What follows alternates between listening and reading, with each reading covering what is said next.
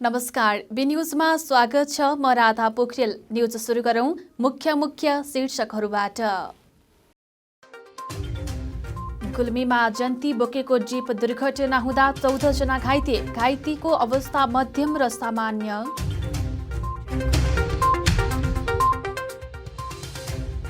गुल्मीको रेसुङ्गा नगरपालिकाको हाट बजार सञ्चालन, कृषक र उपभोक्तालाई सहज।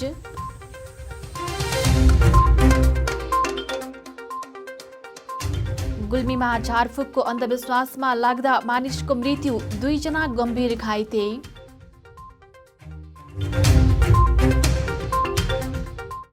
र गुल्मी जिल्लाको सदरमुकाम तमघासमा आजदेखि क्रिकेट खेल सञ्चालन, 4 टिमको सहभागिता।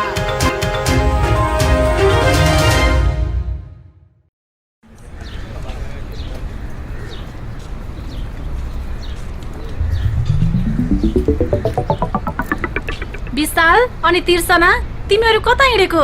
कता हिँड्नु नि? जुत्ता चप्पल किन्न भनेर आएको। यत्रो तमघास घुमिसके, राम्रो जुत्ता चप्पलै पाइँदैन। हाम्रो गुल्मीको विश्वासिलो चर्चित र भरपर्दो कार्की रेडिमेड स्टोर छ त।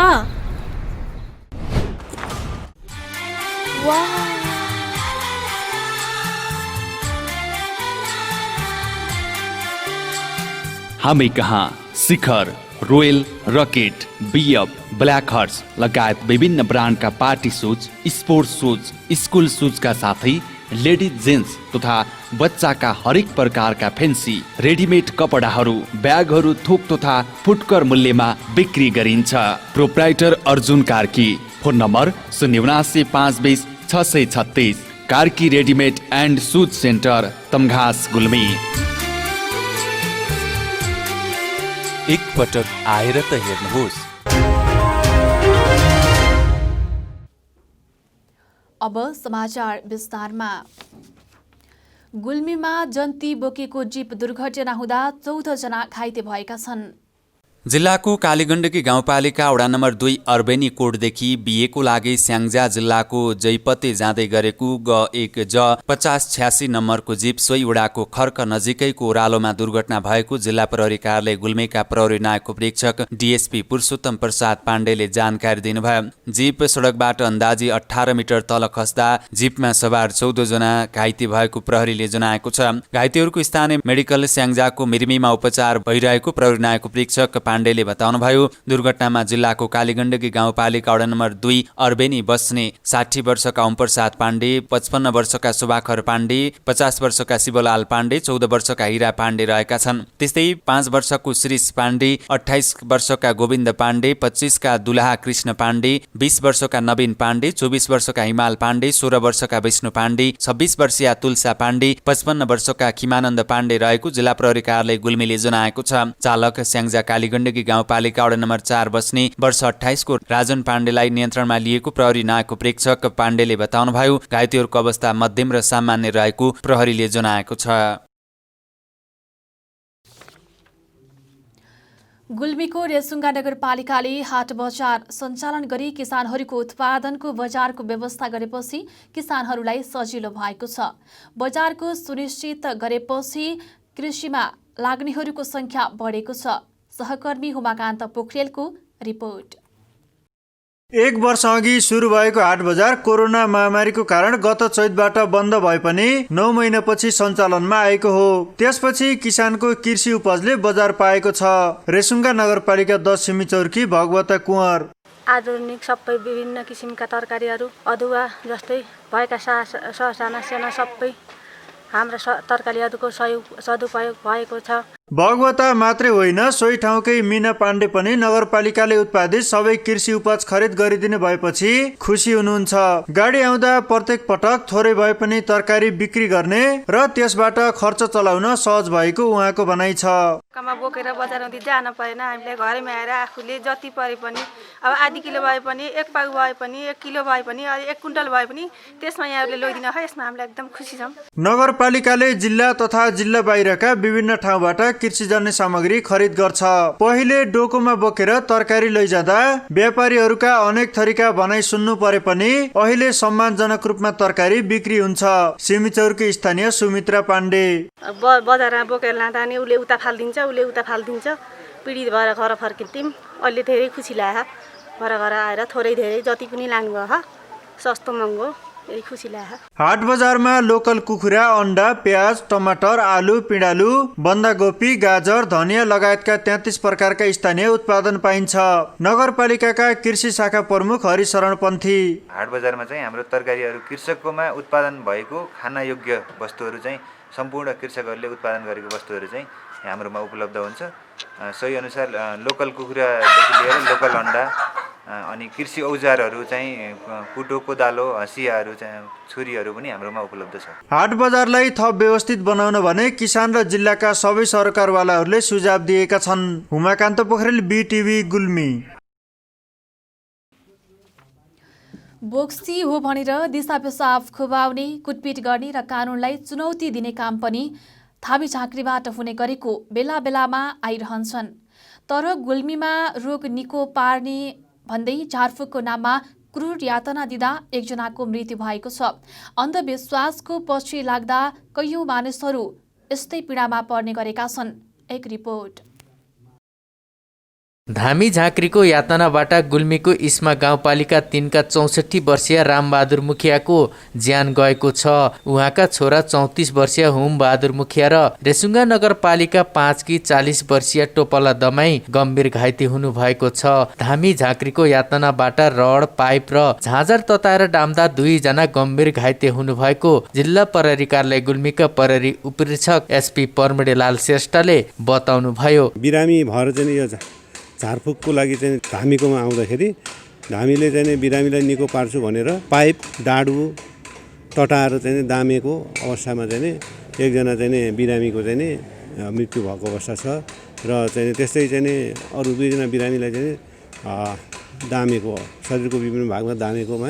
पीडित परिवारका अनुसार रामबहादुर ढाड दुख्ने समस्याले पीडित भएका थिए। झारफुकबाट निको हुने सुनेकाले उहाँलाई छोराहरू रामबहादुरले 25 पुसमा रेसुङ्गा नगरपालिका 1 उदिनढुङ्गामा ल्याउनु भएको थियो। उदिनढुङ्गामा मालिका गाउँपालिका वडा नम्बर 6 अर्जेका 38 वर्षीय रामप्रसाद श्रेष्ठ र 36 वर्षीय शान्तिला श्रेष्ठले झारफुक गर्दै आउनु भएको थियो। झारफुकका लागि आएका रामबहादुरलाई श्रेष्ठ दम्पतिले 4 दिनदेखि घरमै राख्नु भएको थियो। रेसुङ्गा नगरपालिका 5 की 40 वर्षीय टोपला दमाई पनि शरीर पोल्ने र झमझमाउने भएपछि श्रेष्ठ दम्पतिको घरमा पुग्नु भएको थियो। श्रेष्ठ दम्पतिले सुरुमा टाउकोमा जल, जौ र तिल छर्केका थिए भने सामान्य कुटपिट गरेको पीडितले बताउनु भएको थियो। उपचारमा आएकाले सन्चो नै हुने भएपछि कुटपिटलाई सामान्य ठानेको उहाँहरू बताउनुहुन्छ। समस्या भनेको त्यही ढाड सम्बन्धी अथवा कोखो दुखिरहने, त्यहाँदेखि त्यस्तो हेराहेरी ठिक हुन्छ भने जाम अब औषधिले भएन भने भनेर लिएर आएको। विश्वास भन्ने यस्तै रहेछ, हिजो बेलुकासम्म ठिक छ भन्थे फोनमा, त्यहाँदेखि आज बिहान 81 त्यस्तो भयो। हिजो साँझबाट आएको, अब त यिनी दुष्ट निकाल्ने भन्दै फिर्दै गर्ने हो छन्। कसरी हाने कसरी म त पछि त बिहोस भयो 2-3 मिनट। 4 दिनदेखि विभिन्न धातु तताएर डाम्दै आएकाले मृतकको शरीर सबै डढेर निलो भएको छ। श्रेष्ठ दम्पतिले अरूलाई घरभित्र पस्न नदिने गरेको स्थानीयको भनाइ छ। घटनामा संलग्न रामप्रसाद र शान्तिलालाई प्रहरीले पक्राउ गरेर थप अनुसन्धान गरिरहेको प्रहरीको भनाइ छ। समाजमा घट्ने यस्ता अन्धविश्वासका घटना हटाउन जनचेतना फैलाउन कार्यक्रमहरू गर्नुपर्ने देखिन्छ। अनिल खत्री, गुल्मी। अर्घाखाँचीमा आफ्नै छोराको कुटपिटबाट आमाको मृत्यु भएको छ।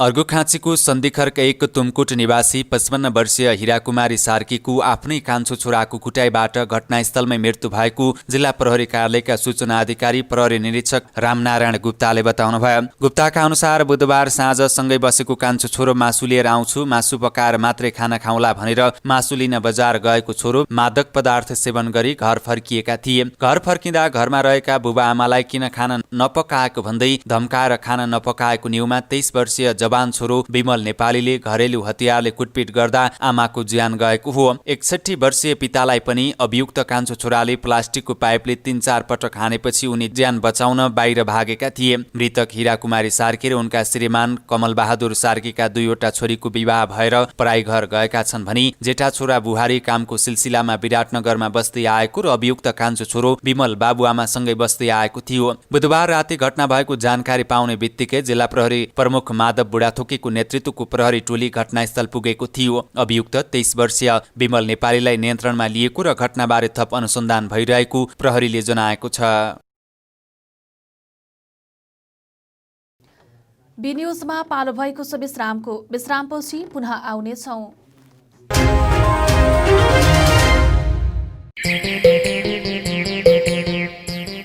ओहो मित्र, आज त पैसाको बाहरै बाहर छ त। होइन, बाइक किन्ने भनेको पैसा नै पुगेन यार। नयाँ होइन तर नयाँ भन्दा कम्पनी छैन। आउनुहोस्, अब तपाईले खोजेकै रेटमा नयाँ तथा पुराना मोटरसाइकल खरिद बिक्रीको लागि रेसुङ्गा रिकन्डिसन हाउसमा। विभिन्न कम्पनीका मोटरसाइकल खरिद बिक्रीका लागि हामीलाई सम्झनुहोस्। सम्पर्कका लागि Resunga recondition Tamghas Gulmi. Phone number 9861719676 र 9847266136। एक पटक चलाएर त हेर्नुहोस्।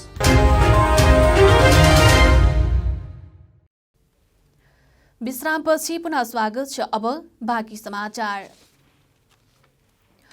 नेपालका 4 धाम मध्येको एक धाम पाल्पा, गुल्मी र स्याङ्जाको संगमस्थल रेडीमा बिहिबार तीर्थालुहरूले गंगा स्नान गरी माघे संक्रान्ति पर्व मनाएका छन्।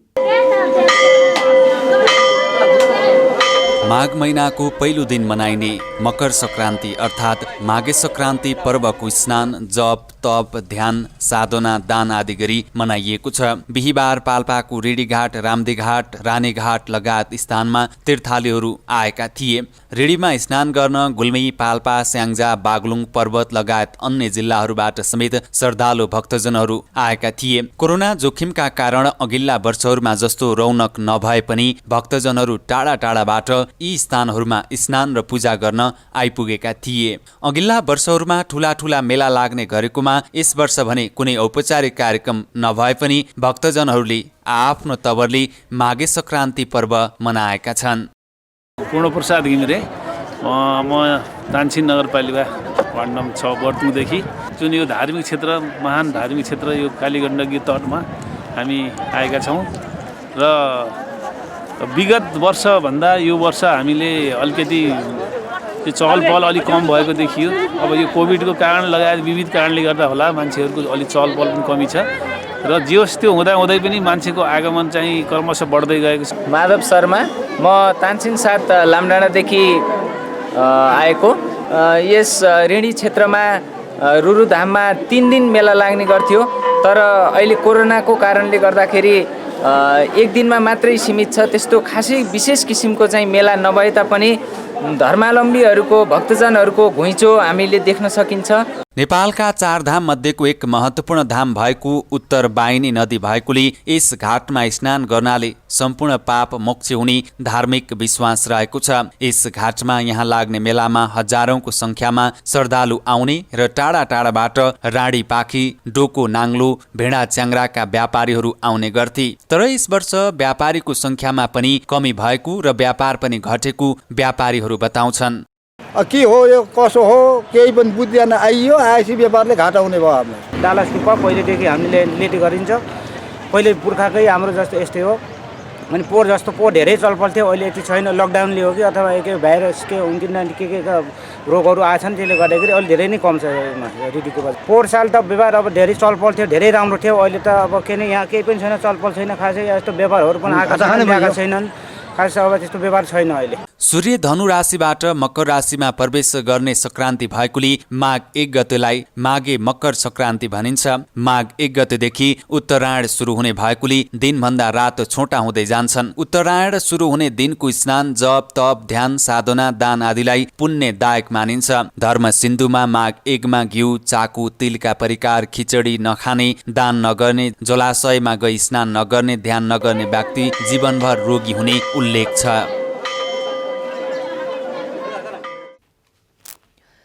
गुल्मी जिल्लाको तमघासमा आजदेखि क्रिकेट खेल सञ्चालन भएको छ।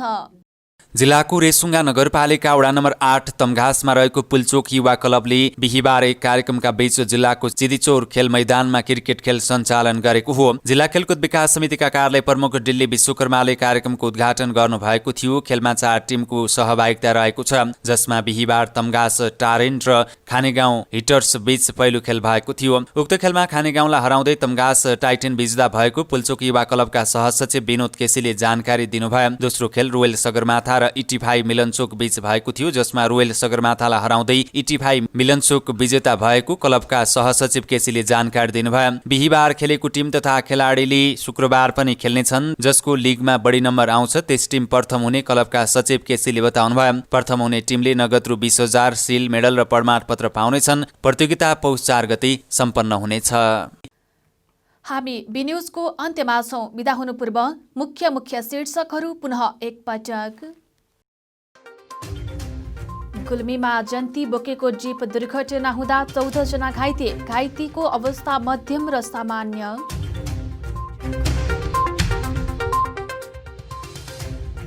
गुल्मीको रेसुङ्गा नगरपालिकाको हाट बजार सञ्चालन, कृषक र उपभोक्तालाई सहज।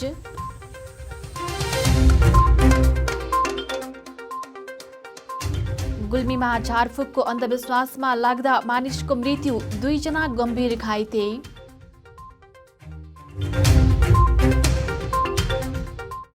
र गुल्मी जिल्लाको सदरमुकाम तमघासमा आजदेखि क्रिकेट खेल सञ्चालन, 4 टिमको सहभागिता।